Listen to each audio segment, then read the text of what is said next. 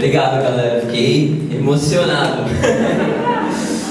Eu estou muito feliz por fazer parte dessa igreja maravilhosa. Estou feliz diante de Deus, diante de tudo aquilo que Deus ele tem feito no nosso meio, né? E isso é só o começo daquilo que Deus ele vai fazer em nós e através de nós, amém? Amém. Glória a Deus. Quando o pastor falou a respeito do Connect, meu coração, eu sou apaixonado por isso, sabe?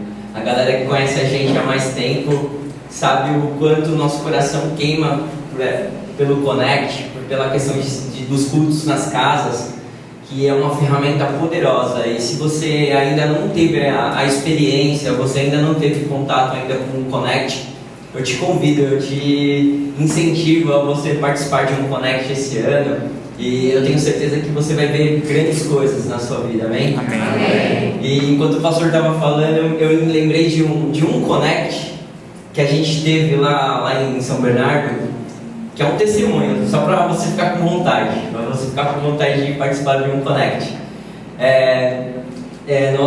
Nós começamos a fazer um Connect evangelístico numa casa,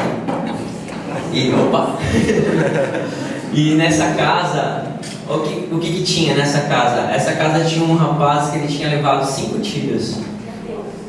Diadema, né? E esse cara, ele não falava, ele só se alimentava através de sonda, praticamente vegetando em cima de uma cama. E quem sabe, pra gente olhando para aquele cara naquela situação, jamais pensaria que ele teria uma chance de ir a uma igreja. Mas a galera se motivou, falando, não, a gente vai fazer um GE, vamos fazer um Connect evangelístico lá naquela casa. E passou por um processo, esse garoto começou a falar, ele começou a ficar ansioso a cada semana para ter o Connect na casa dele, porque ele começou a querer cantar, e ele ficava ansioso pela galera para chegar lá na casa dele, né? E esse cara, eu testemunhei dele a respeito dele, até lá nos Estados Unidos, né? Ele falou assim, olha, essa é a igreja de Deus. A igreja, ela não está limitada a 4 paredes, a um local físico, mas aonde estiver pessoas que estão com o coração disponível para ouvir a respeito do Evangelho, a igreja vai até lá. E esse garoto, cara, mudou a vida dele, né? E eu fiquei muito feliz. Até quando eu fui lá na casa dele testemunhar, né? Que eu tinha falado a respeito dele lá nos Estados Unidos, ele soltou um monte de palavrão, né? Carvalho, não sei o quê. Carvalho, né, gente? Olha lá. Mas foi maravilhoso. Amém? Eu fiquei muito emocionado quando o pastor falou para mim trazer a palavra para vocês. Meu Deus do céu, parece como se fosse a primeira vez. A minha primeira experiência pregando o Evangelho de Jesus, quando eu aceitei Jesus, eu tinha 17 anos. E foi num culto de senhoras. Imagine você pregar para um monte de senhorinha, né? Meu Deus, o que eu vou falar para essas mulheres? Elas têm mais experiência do que eu, todas juntas, e eu não sei nada da Bíblia. Eu tinha acabado de aceitar Jesus, eu não conhecia nada tão profundo, né? Mas eu não me esqueço até hoje da palavra que Deus me deu, que foi sobre o exército de Davi. Davi montou um exército com 300 pessoas depressivas, endividados, e desse exército ele conquistou altas batalhas. E essa foi a palavra que Deus me deu naquela época. Amém? Mas o que eu gostaria de compartilhar com você hoje é a respeito de honra. Amém? Só uma introdução a respeito de honra que eu gostaria de deixar para vocês, que no original do grego, do hebraico, honra significa kavod, que literalmente significa peso. E, portanto, a pessoa que é honrada, ela é tida como poderosa, alguém com uma suma importância. No original do grego, ela tem outro significado, que é times, né? Que também significa ter em alta estima, né? Você ter uma alta estima. Então, honrar alguém é você ter alguém em alta estima. Então, nós vamos partir do pressuposto que nós temos a igreja, o corpo de Cristo em alta estima. O irmão que está do teu lado, você tem que ter ela em alta estima, né? Nós temos que desenvolver, a partir do momento que nós aceitamos Jesus, que que nós devemos desenvolver o quê? A cultura de honra. Você está conseguindo entender bem aí? Eu não estou falando rápido. Porque eu tenho mania de que quando eu me empolgo, eu começo a falar muito rápido e ligo o acelerador, piso no acelerador e vou embora. Então, a partir do momento que nós aceitamos a Jesus, nós começamos a desenvolver o quê? A cultura de honra, né? Ter em estima as pessoas, né? E o interessante é que o reino de Deus Jesus, ele é muito interessante quando nós começamos a pensar a respeito do reino de Deus, que quando você pensa que você quer ser o maior, você tem que ser o menor, né? E quando você acha que é o maior, aí que você entende que você tem que descer mais ainda, porque o chamado de Deus quando nós entendemos que o chamado de Deus é servir, é ter em estima as pessoas, existe uma mudança de mentalidade dentro do nosso coração, né? O mundo, ele ensina que você tem que ter os lugares mais altos, né, da sociedade, para que todos vejam que você é tido como honra, né? Mas no reino de Deus os valores são diferenciados, né? No momento que você quer ser honrado, você tem que descer. Você tem que sair do seu pedestal de orgulho. Muitas vezes você tem que sair do seu pedestal de achar que você é autossuficiente, que você não depende de ninguém. Mas Jesus, ele veio para mudar todos esses paradigmas na nossa vida, amém? Amém. Eu estou muito emocionado, parece que eu estou pregando de novo para as senhorinhas lá, né? Vamos animar isso daqui, velho. Boa. Então vamos lá, galera. Então, partindo desse ponto de honra, eu gostaria que você abrisse a palavra de Deus lá em João, capítulo 10. A galera ontem perguntou pra mim, e aí, como que tá a palavra pra amanhã? Eu falei, gente, eu orei bastante, eu estudei, mas eu tô com aquele frio na barriga muito grande, parece que eu nunca preguei antes na minha vida, meu Deus. Mas isso é bom, porque eu aprendi uma coisa lá no passado, que diz assim, que todas as vezes, quando você for ministrar a palavra de Deus, que você tem um excesso de confiança em você mesmo, aí já não é mais o Espírito Santo de Deus falando, é você falando. E hoje, nessa noite, eu não quero falar nada para você, mas eu quero que o Espírito Santo te encoraje. Amém. Amém. Eu quero que Ele fale com você. Amém. Vamos lá. João, capítulo 10, versículo 17 e o 18. Nossa, eu tô perdido aqui na minha Bíblia. Opa. 10, 17. Beleza. Por isso o Pai me ama, porque dou a minha vida para retomá-la. Ninguém a tira de mim, mas eu dou espontaneamente, e eu tenho autoridade para dá-la e retomá-la. Essa ordem recebi do meu Pai. Vou ler novamente, tá? Por isso o Pai me ama, porque dou a minha vida para retomá-la. Ninguém a tira de mim, mas eu a dou espontaneamente. Tenho autoridade para dá-la e para retomá-la. E essa ordem recebi do meu Pai. Amém? Amém. Aqui, nesse versículo, nesses dois versículos, Jesus ele está falando a respeito do poder que ele tinha de dar a vida dele, né? Ele estava falando do plano que Deus ele tinha dado para Jesus, que era de tomar, de dar, de entregar a vida, né? De religar aquilo que havia se perdido, o relacionamento do homem com Deus havia se perdido, e Jesus ele veio para restabelecer esse relacionamento, né? E Jesus ele foi cirúrgico, né? A palavra que eu comecei a pensar muito a respeito, que Jesus ele foi cirúrgico, porque ele sabia que não seria nada fácil a missão que ele tinha, o objetivo que ele tinha de religar, de restaurar aquilo que havia se perdido, aquilo que estava longe.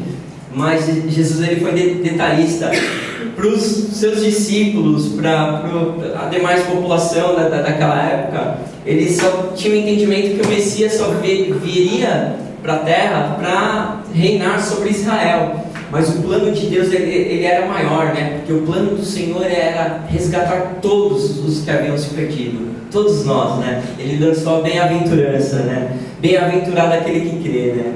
E eu e você, nós fazemos parte desse povo, porque nós cremos, né? Aleluia.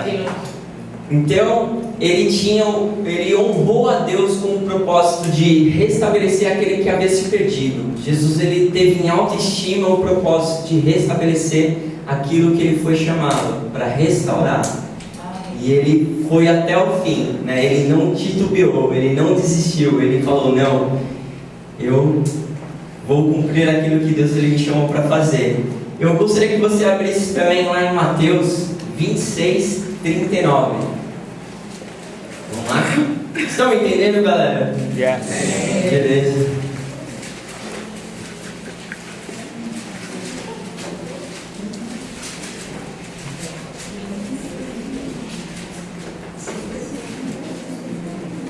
Mateus 26.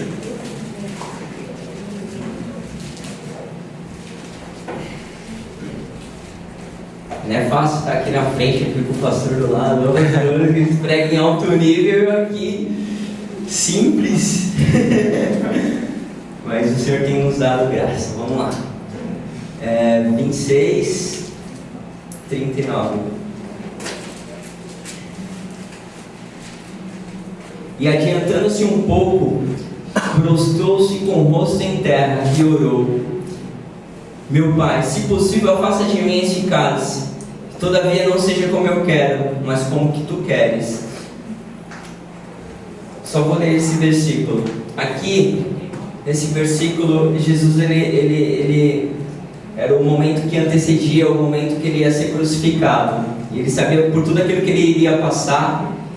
E ele sabia, como eu falei anteriormente, no versículo em João, ele tinha um propósito. Ele queria glorificar a Deus, ele queria honrar a Deus com o propósito de restaurar o povo.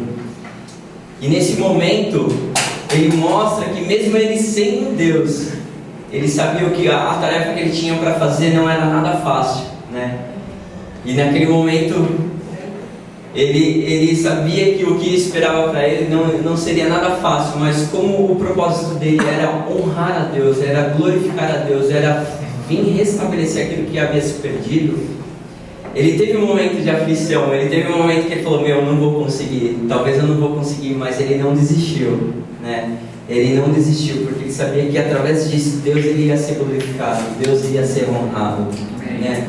E o que eu gostaria de falar para você é que Deus ele conhece a sua vida, Deus ele cumpriu o propósito dele, que é restabelecer o relacionamento seu com Deus, né? A partir do momento que você entrega a sua vida para Jesus, a partir do momento que você reconhece Ele como Senhor e Salvador da sua vida, Deus ele reconhece, Ele sabe de toda a dificuldade que você possa ter diante dessa caminhada. Mas o que eu queria te encorajar nessa noite, que Deus Ele não desiste de você, né? Aquilo que Ele começou a fazer na sua vida, Ele vai terminar. E o que eu queria falar para você é que você não está sozinho nessa caminhada, né? Jesus ele foi cirúrgico, né? Como eu falei, e Ele cumpriu aquilo que Ele foi chamado. Ele restabeleceu o relacionamento do homem com Deus, porque Ele foi até aquela cruz, Ele pagou o preço, Ele ressuscitou, para que hoje eu e você estivéssemos aqui, tivéssemos a oportunidade de estar num culto como esse, né? Glorificando o nome dEle, fazendo o nome dEle ser engrandecido neste lugar, né? Restaurando. Cada um aqui tem uma experiência com Deus, de experiência com Deus, do novo nascimento. E o interessante que eu queria falar para você é que Deus esse ano ele tem coisas grandes para a nossa vida, amém? E Deus ele estabeleceu a igreja como um corpo para que você se sinta confortável nessa jornada, porque Deus não chamou ninguém para andar sozinho. Deus ele chamou você para andar como um corpo, né? Um corpo ele não consegue só andar.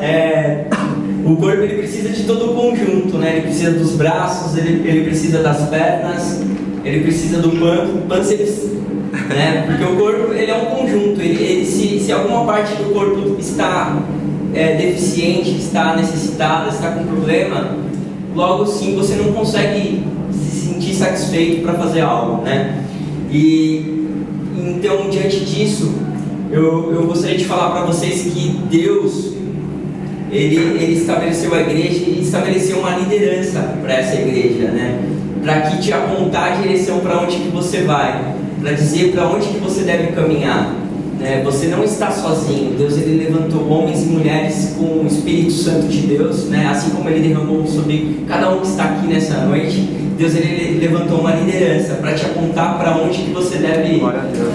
E nesse período que eu estava morando fora, eu gostava de ir para um parque que tinha no fundo da minha casa e ficava olhando para um lago e tinha muitos gansos lá. E eu achava interessante que os gansos eles sempre voavam em bando e aquilo me chamava muita atenção. Eu falava, cara, que engraçado, por que eles fazem isso, né? E muitas vezes eu parava minha bicicleta lá, que às vezes eu ia correr ou andar de bicicleta no parque, e eu parava num lago e ele ficava olhando os gansos. Eu falava, meu, que interessante, né? E eles fazem um barulho muito grande, cara, quando eles estão em bando. É interessante. E eu ficava por muito tempo pensando a respeito disso, e eu fui pesquisar por que eles faziam isso. Aí eu queria passar um vídeo para vocês entenderem o que eu quero falar. Step.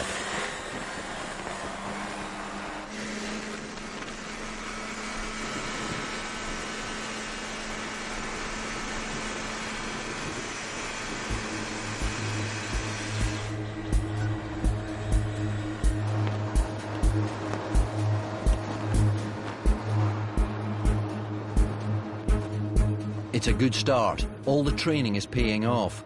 But their designated takeoff site was 5 miles from the city.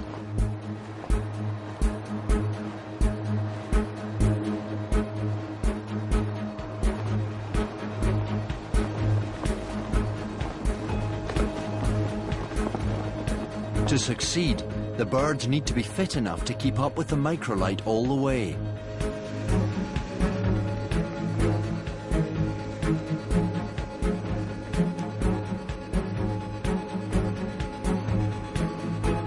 Birds must maintain a tight formation. If any get lost, the chute will have to be abandoned.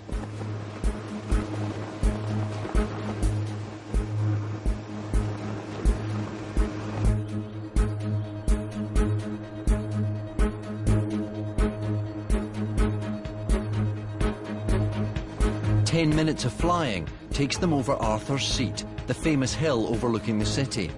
They now power onwards towards the heart of Edinburgh. In case of engine failure, Christian must maintain good altitude. He must always be able to glide to safety.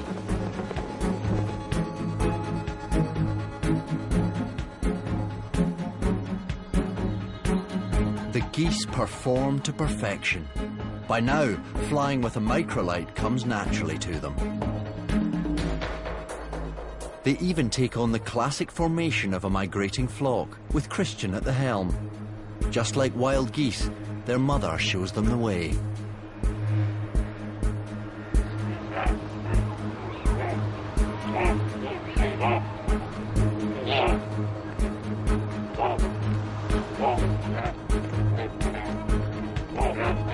Finally, they've got what they came for. The view that wild flocks see as they fly over Scotland's capital.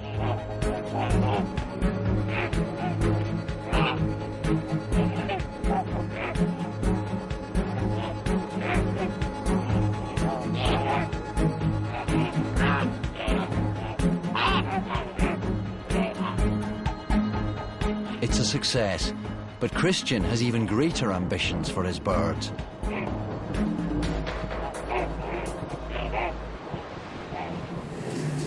Esse vídeo é interessante. Eu quero agradecer a BBC de Londres pelo vídeo fornecido, brincadeira, gente. Foi no YouTube que eu peguei. Mas ele demonstra, tem alguns ensinamentos nesse vídeo que a gente pode tirar como lição para a igreja. Olha que interessante. Por que eles vão nessa formação de V? Aquele que está na frente, na formação do V, é o líder do bando, né? Ele tem a responsabilidade de ditar o ritmo que eles devem voar, né? E ele não só isso, ele tem a responsabilidade de ditar o ritmo que deve se voar, mas ele também escolhe o destino, a direção, a altitude. E E por que eles vão nesse formato de V? Porque nesse formato de V existe uma aerodinâmica, diz que eles conseguem ter 71% de economia de energia. Se eles têm 71% de economia de energia, significa que eles podem ir muito mais longe, muito mais longe. Eles têm uma maior autonomia de voo, né? E nessa formação de V, o que acontece? Eles têm um ganho de 14% de velocidade no voo, né? Eles conseguem chegar muito mais rápidos no seu destino final. E mais uma coisa interessante, eles ficam fazendo esse barulho sempre, cara, chega a ser um pouco irritante. Se chama Grosnan, esse barulho que eles fazem. Por que eles fazem esse barulho? É a galera que vem atrás, eles vêm fazendo esse barulho para estimular o cara que está lá na frente, a ele não parar, a ele não diminuir a velocidade, ele está estimulando o cara que está lá na frente do bando para ir mais longe. Vamos lá! É como se ele estivesse gritando: cara, vamos, a gente está com você, a gente está com você, a gente não vai desistir, vamos chegar no destino final. Esse barulho que eles fazem, a gente pode inventar um barulho, né? Sei lá.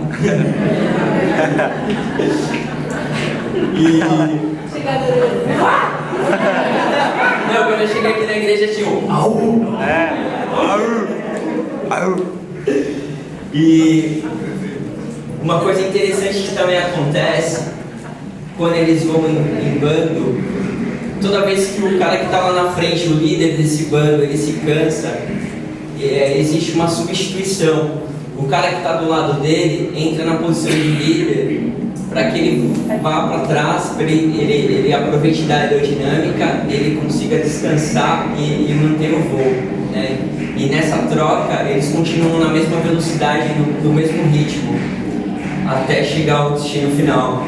E mais uma coisa que eu achei interessante pesquisando, que eu li sobre eles, que se por algum motivo algum pássaro desse bando ele é atingido, dois componentes desse grupo descem com ele até o sol, até a terra, e se ele foi ferido, eles ficam ali até que essa outra ave se recupere, ou até que essa ave morra, definitivamente morra, e eles seguem o bando. Olha que interessante, olha que ensinamento interessante que nós temos através da vida dos gansos, né? E o que eu tiro de lição diante de tudo isso? Que Deus ele estabeleceu a igreja, Deus estabeleceu uma liderança sobre essa igreja, e essa liderança tem falado para você: olha, é nessa direção que a gente vai, é nessa direção que nós vamos correr. E eu quero desafiar você a acreditar naquilo que Deus ele tem falado a respeito desse ministério, a respeito dessa igreja, que nós vamos muito longe, e você faz parte disso. Amém? E o nosso coração tem que ser que, cara, eu tô com você. Olhar para Dani, para o pastor Fábio e falar assim: não, nós estamos juntos com você. Você tem ditado a direção, nós vamos com você, porque Deus ele nos deu uma missão, né? Deus ele nos deu um objetivo, que é conhecer a Deus e fazê-lo conhecido, né? E nessa jornada eu quero te dizer que você não está sozinho, né? Eu quero te estimular a te dizer que você não está sozinho, amém? Existe um bando, esse bando tem uma direção, nós temos um objetivo, mas sempre cabe mais um nesse bando, amém?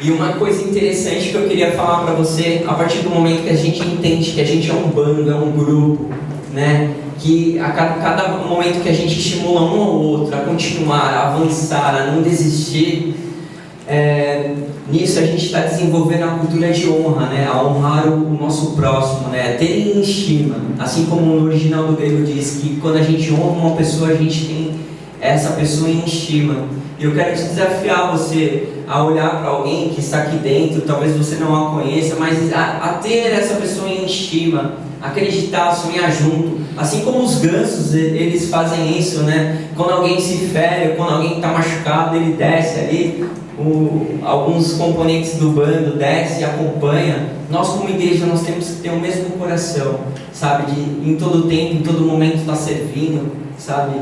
E assim como Jesus, ele foi cirúrgico na sua missão, E assim como nós somos chamados de cristão, que significa pequenos cristos, nós devemos fazer o mesmo, amém? Amém. Deus ele estabeleceu a igreja para esse propósito, de fazer com que as pessoas conheçam a Deus, e na medida que nós conhecemos a Deus, nós queremos fazer Deus conhecido nessa terra, amém? Nós sabemos que somente é através da palavra de Deus, somente é através do nosso relacionamento uns com os outros e com o Senhor, amém? Amém. Se por algum motivo nesse ano você começou e você não se sente encorajado talvez você teve alguma decepção na sua caminhada com Deus, eu quero te desafiar. É que Deus ele tem uma nova história para você. Deus ele quer começar uma nova história com você. E você está num ambiente fértil, né? Você está numa igreja saudável, né? Nós temos uma visão clara de onde nós estamos e para onde nós queremos chegar. E tenha certeza que você faz parte disso, amém? Eu quero te dizer que você faz parte disso.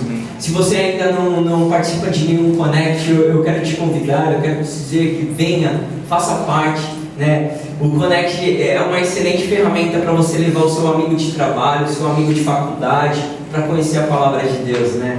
E nós enxergamos no Connect a igreja voltando às suas origens, né? A sua essência, que era de casa em casa, amém? Talvez você conheça alguém que ele tem resistência à igreja, mas você saiba que o Connect é uma ferramenta para que você alcance essas pessoas, né? Que você possa levar Deus a essas pessoas, amém?